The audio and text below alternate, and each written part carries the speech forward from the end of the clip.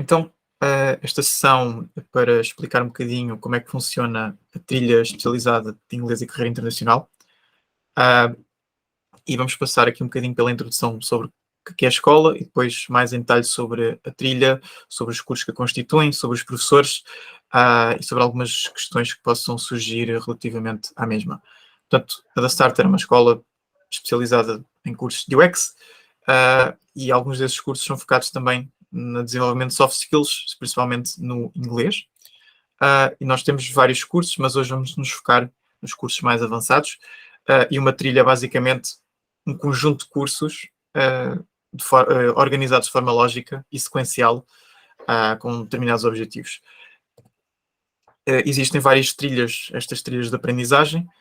Nós vamos falar hoje de inglês e carreira internacional, mas existem outras, com cursos diferentes, com objetivos e com também para tipos de público diferentes.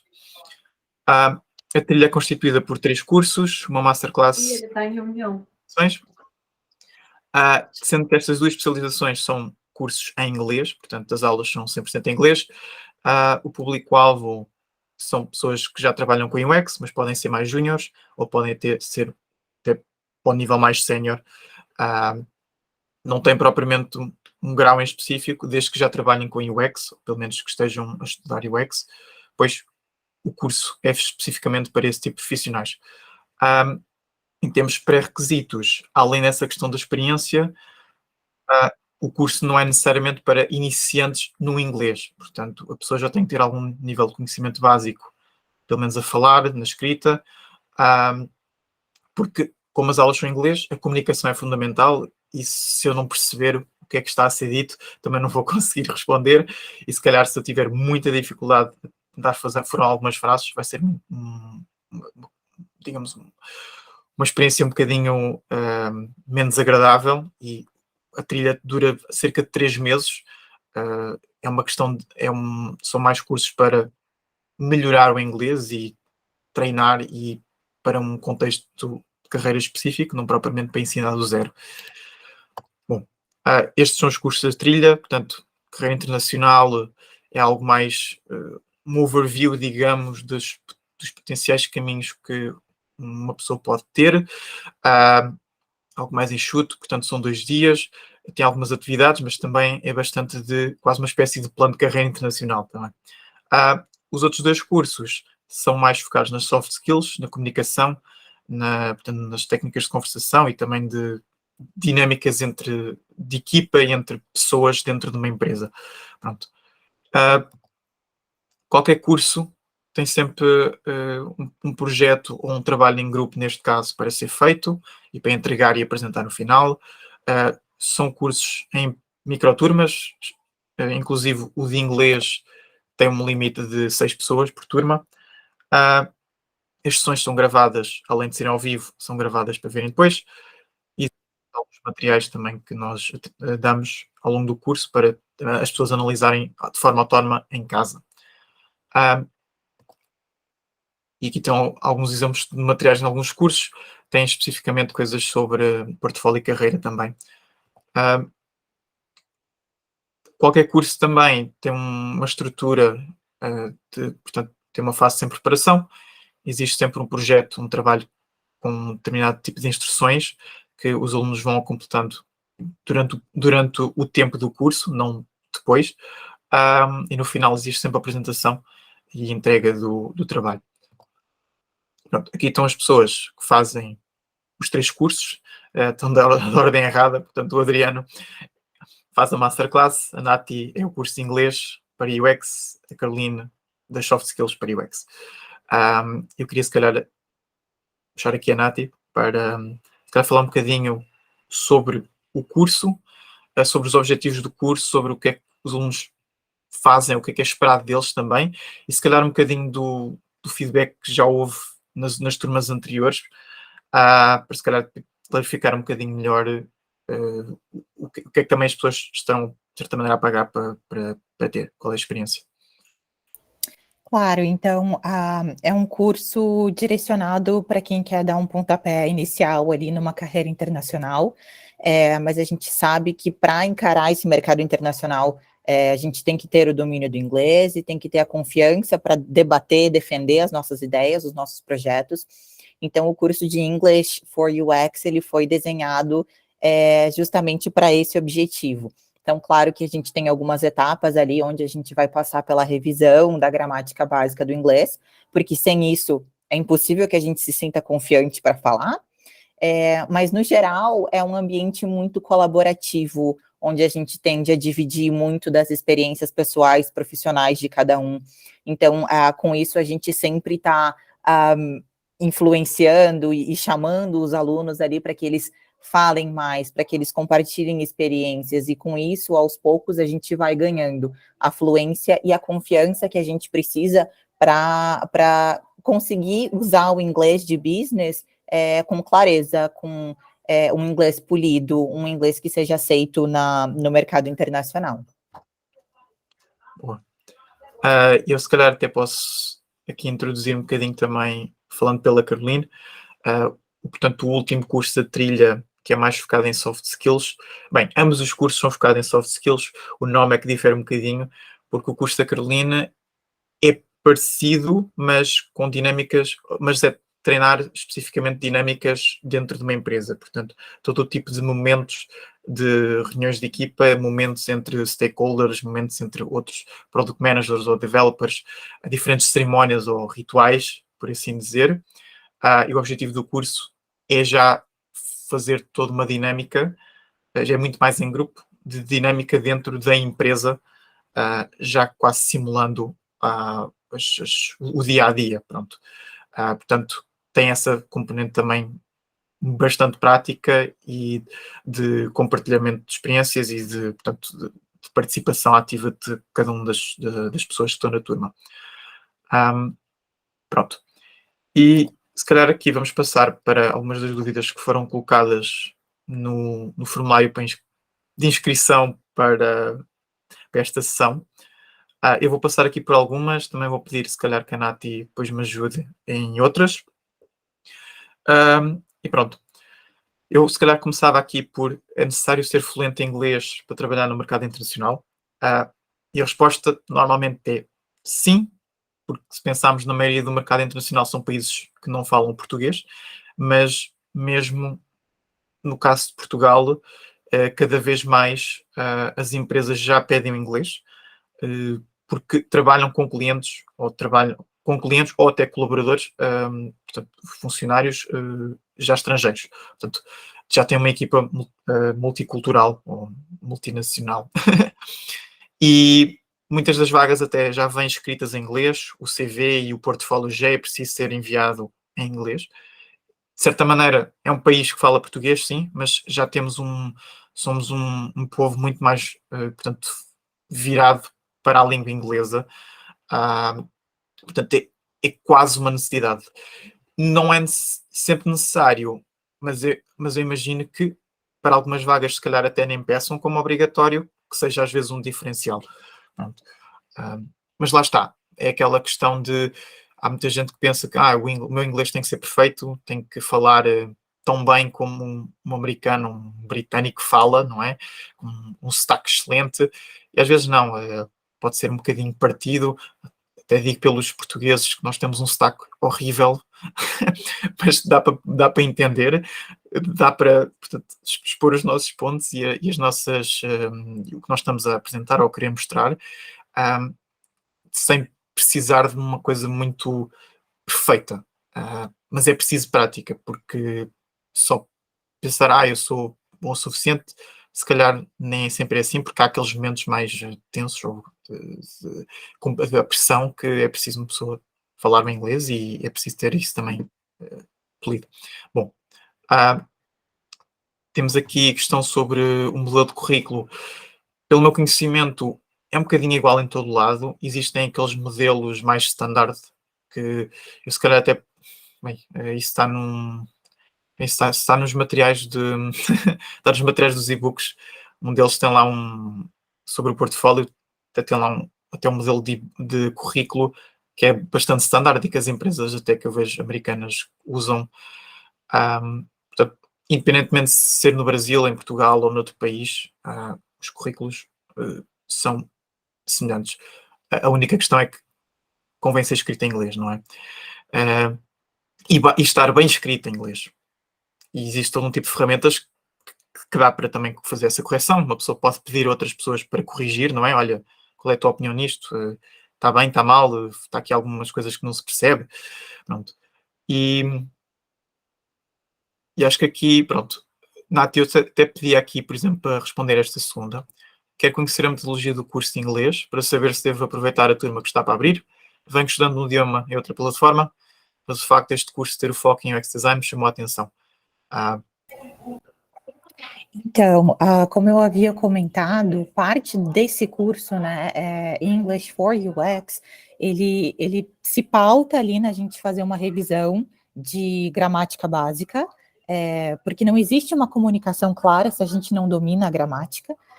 Então, a gente faz essa revisão, por isso que é importante bater na tecla que sim, você já tem que ter o conhecimento, eu não vou te ensinar nada de novo, a gente simplesmente vai revisar essa gramática ali que você já deve ter conhecimento, e a partir daí a gente vai passar por alguns tópicos de UX, alguns temas ali dentro, a gente trabalha escrita, a gente trabalha construção de projetos, todo em inglês, inclusive a apresentação final a criação, o desenvolvimento de um projeto todo em inglês e a apresentação, a defesa desse projeto, né? Então, isso te prepara para o mercado em vários níveis.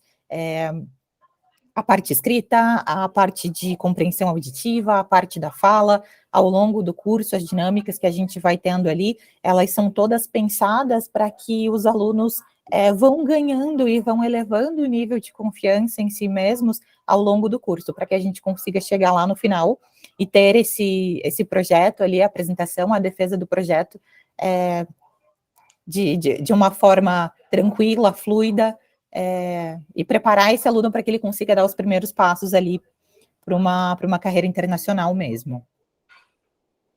Exatamente. Boa, obrigado. Eu agora até passava aqui pela primeira, para esta aqui do topo, como conseguir a primeira oportunidade internacional, e acho que os elementos essenciais são, se uma vaga internacional, provavelmente, lá está, é a questão do inglês, e o processo de recrutamento e de seleção vai ser muito provavelmente também em inglês. Todo o material, desde o início, portfólio, OCV, cartas de motivação, portanto, serão escritas em inglês, portanto, tem essa parte da escrita, que é preciso estar bem afinada, não é? E depois toda a questão das entrevistas, de algum tipo de testes que é preciso fazer, algum exercício, algum, não é? Desafio, que será em inglês, e fazer uma entrevista às vezes com um recrutador em inglês é também uma dificuldade, portanto, aí é preciso estar bem aprimorado a questão da compreensão e da parte conversacional, não é? E também explicar as coisas bem em inglês. Acho que uma maneira interessante de praticar isso, além de cursos, mas também é pensar nas perguntas típicas que uma pessoa se calhar já teve em português, noutro tipo de vagas de emprego, e treinar isso em inglês, não é? Conseguir criar algum tipo de guião, assim por alto, para conseguir ir praticando ao longo do tempo o discurso e pedir também a opinião a outras pessoas que sejam mais experientes para também dar algum feedback. A partir daí, bem, acho que é encontrar essas vagas, portanto, depois vai depender também da experiência da pessoa, das skills. Há países que também é muito mais fácil fazer essa transição em termos de contratação, não é? Há empresas que conseguem contratar remotamente muito mais facilmente, há empresas que são muito mais restritas, pedem para a pessoa ir viver para o país em questão.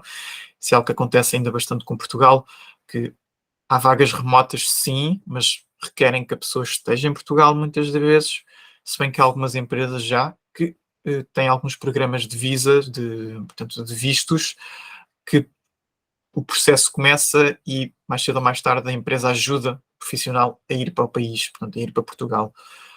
Mas nem todas as empresas têm isso, normalmente elas dizem isso já na vaga, portanto, na descrição tem esse tipo de informação.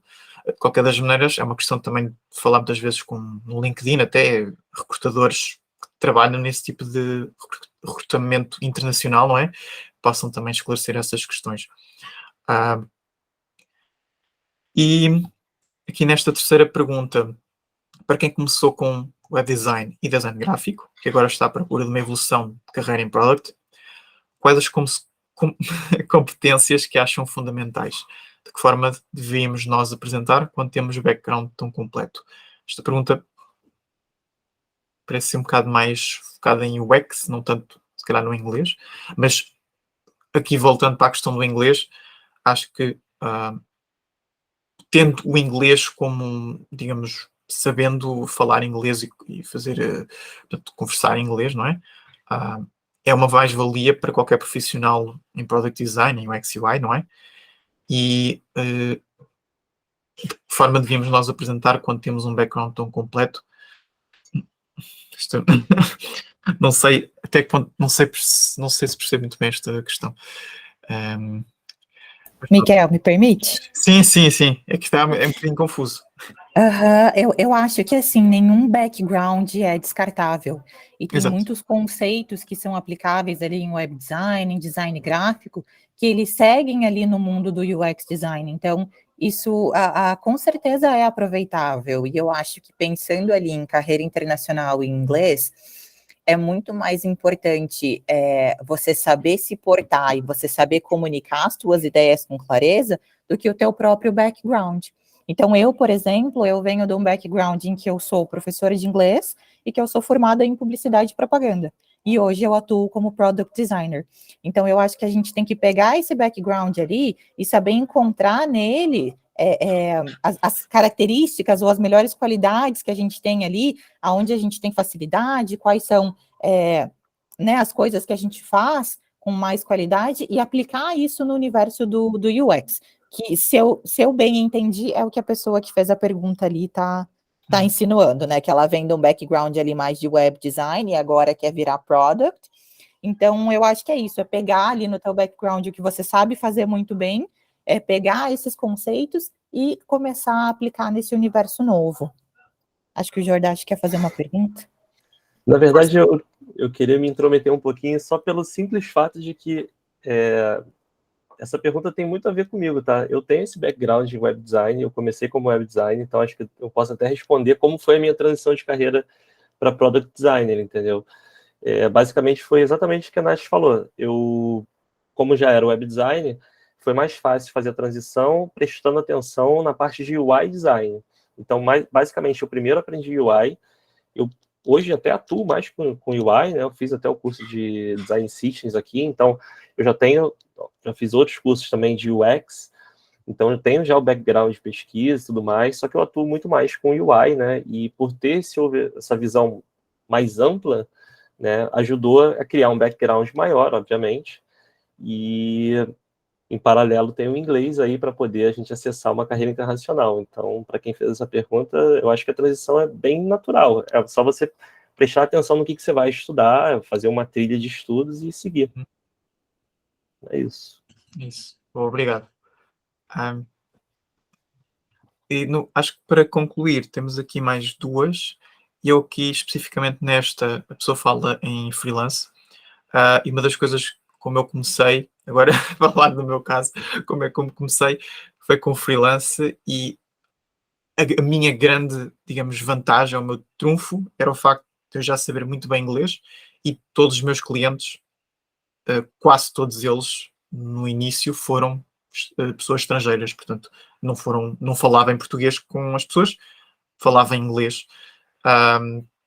E há várias plataformas de freelance que uma pessoa pode começar, ou pode começar por si próprio se tiver já algum tipo de audiência, não é? Mas todas as plataformas de freelance, as mais conhecidas, e que, como são mais conhecidas, têm muito mais pessoas à procura de serviços, são internacionais. Portanto, o inglês é fundamental.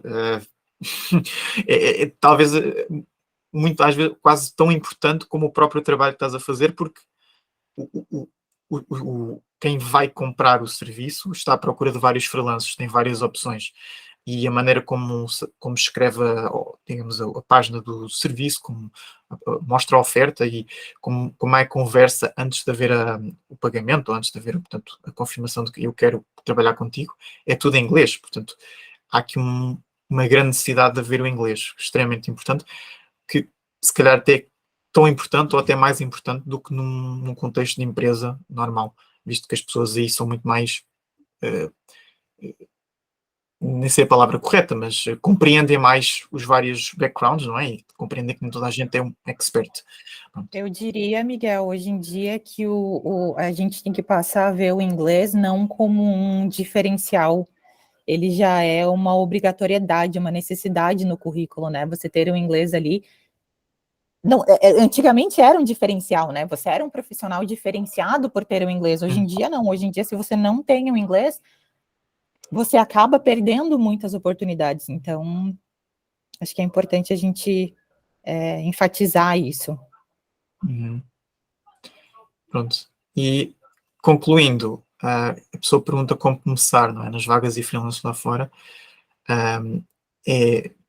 Acho que especificamente no freelance, nas vagas, pronto, existe o LinkedIn e outros sites, mas especificamente no freelance, é começar a criar os serviços, perceber qual é que é o serviço que eu quero oferecer, e trabalhar muito bem na parte de vendas, não é? Essa venda do serviço, porque há muita concorrência, é um marketplace, literalmente, e essas plataformas dão-te os clientes, mas tens que trabalhar bastante com o inglês, não é? Aí sim é obrigatório, não é? Que para conseguires as primeiras oportunidades. Isso permite também construir bastante portfólio e continuar a ganhar experiência, principalmente a treinar o inglês. Por último, temos acho que Nati, se calhar precisa de alguma ajuda aqui para responder a esta, de qual nível podemos ter dificuldades ao fazer entrevistas de UX Research com nativos em inglês, como lidar com falhas de comunicação por conta do idioma. O que eu diria? Eu acho que começa que a gente tem um conceito errado do que é fluência. Não sei se na Europa também é assim, Miguel, mas o brasileiro, em sua grande maioria, ele tende a acreditar que fluência é você falar com perfeição. E não, fluência é você conseguir transmitir uma ideia com clareza. Você pode cometer um erro de gramática, você pode cometer um erro de concordância, desde que a tua mensagem seja passada com clareza, você está se comunicando com fluência, né? Então a gente pensa assim, puxa, vou fazer uma entrevista com um nativo de inglês, ele vai achar o meu inglês horrível. Não, não vai. Você tem que pensar que o inglês, ele não é a tua língua nativa, ele é a tua segunda língua, né? Um segundo idioma. Então, se a gente comete erros quando a gente fala na nossa própria língua nativa, quem somos nós para não cometer erros de uma segunda língua que a gente aprendeu, né? E eu tenho ainda a sensação de que o brasileiro, ele é mais crítico com o brasileiro do que o americano nativo com o brasileiro. Então, é muito mais fácil você fazer uma entrevista com um brasileiro em inglês que vai criticar o seu inglês e fazer você acreditar que não é bom o suficiente, do que, de repente, você fazer uma entrevista ali com um diretor de uma multinacional americana e ele não vai criticar o teu inglês, pelo contrário, ele vai te dar créditos por você ter aprendido e estar se esforçando para falar o idioma dele. Então, a primeira coisa que a gente precisa é acabar com esse conceito de que fluência não é cometer erros, não. Todo mundo comete erros, eu como professora cometo erros, o importante é a gente conseguir transmitir a mensagem com clareza. Por isso que o domínio da gramática, ele é importante, porque ao longo do curso a gente vai aprendendo maneiras de falar a mesma coisa de uma maneira mais simples. Então, do mesmo jeito que no português eu posso criar uma frase super complexa, eu consigo diminuir essa frase e falar dela de uma maneira mais simples. Então, a gente trabalha isso em inglês também. Como passar a mensagem de uma maneira mais simples. E é muito legal também, porque esse ambiente colaborativo que a gente tem ali, a gente acaba criando um grupo muito bacana, e a gente compartilha experiência, compartilha conhecimento, a gente compartilha repositórios, então, artigos, ferramentas para você treinar para uma entrevista de inglês, ou ferramentas, de repente, que vão te ajudar ali a fazer meu Deus, a localização do teu portfólio, a localização do teu currículo. A gente também vê ali a diferença da localização e da tradução, porque são coisas diferentes e isso influencia. E eu acho que, assim, a prática leva à perfeição. Então, quanto mais a gente pratica, quanto mais a gente perde esse medo de falar errado, mais fácil as coisas tendem a ficar. E aí, nesse ponto, os meus ex-alunos aí podem confirmar que a gente acaba criando uma comunidade tão gostosa, um ambiente tão seguro, que a gente esquece esse medo de, se eu falar errado, vão rir de mim, se eu falar errado, vão achar que eu não sei. Então, a gente cria um ambiente seguro em que todo mundo se sente à vontade para compartilhar, e aí isso dá um gatilho maravilhoso para a gente aprender e deslanchar. Acho que como professor eu sempre estou muito disponível, não somente nos horários de aula, mas pós-aula, tem alunos, ex-alunos que são amigos até hoje, então às vezes estão ali, puxa, Nath, apareceu uma oportunidade em inglês, me dá uma ajuda aqui, ou deixa eu conversar com você, vamos, né? Então esse ambiente colaborativo é que ajuda a criar a confiança ali para a gente se sentir à vontade falando ali um segundo, um terceiro, um quarto idioma. Perfeito.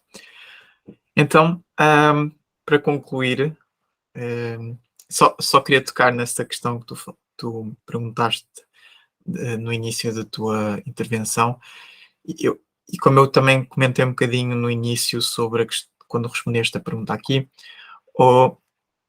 em Portugal, eu acho estranho e até acho bom nós temos tanta confiança na nossa maneira de falar inglês. Acho que as pessoas se sentem muito mais confiantes a falar, mesmo sabendo que não são perfeitas.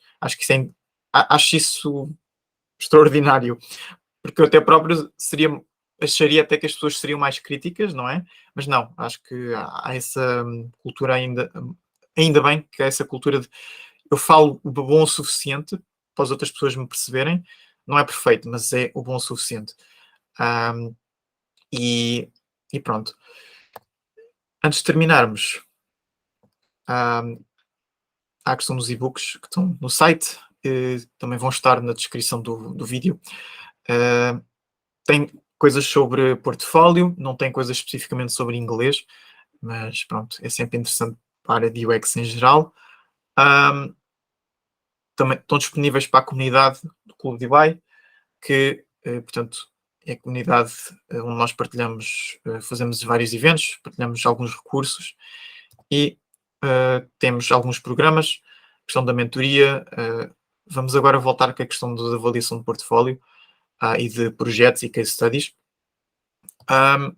E pronto, e para as pessoas que se inscreveram, existe este desconto que é um bocadinho superior ao que está do lançamento da trilha, portanto, existe um 40%, porque a trilha é nova, mas quem se inscreveu tem direito, se quiser, a 50%. Portanto, substitui os 40%, fica a metade do preço.